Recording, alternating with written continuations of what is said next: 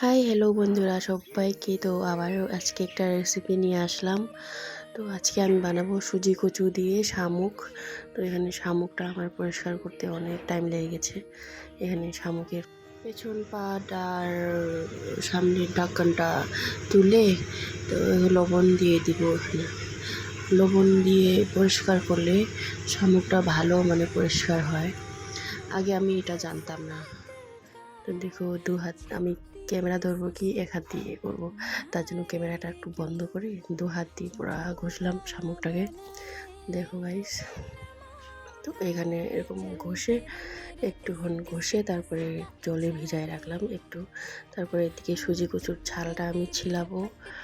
তারপরে সব রেডি করে নিলাম এদিকে। তারপরে কড়াই বসিয়ে দিলাম। কড়াই গরম হয়ে গেছে, তেল দিয়ে দিলাম।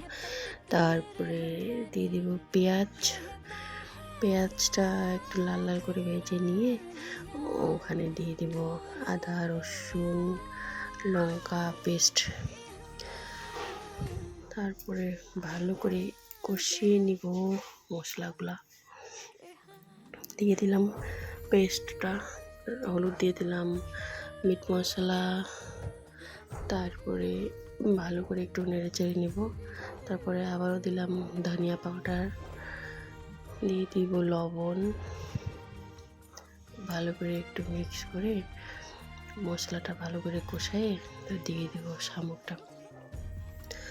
শামুকটাও ভালো করে নেড়ে চেড়ে নেব একটু একটু যাতে জলটা বার হয়, শামুকের জলটা বাইর হয়ে দিয়ে দিব সুজি কচুটা।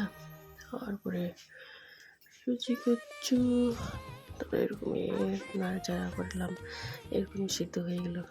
তো রেডি আমার শামুক আর সুজি কচুর তরকারি। তো কার কেমন লাগলো একটু জানাও, কার কে কে শামুক খেতে পছন্দ করো একটু জানাও। রেসিপিটা ভালো লাগলে কমেন্ট করো।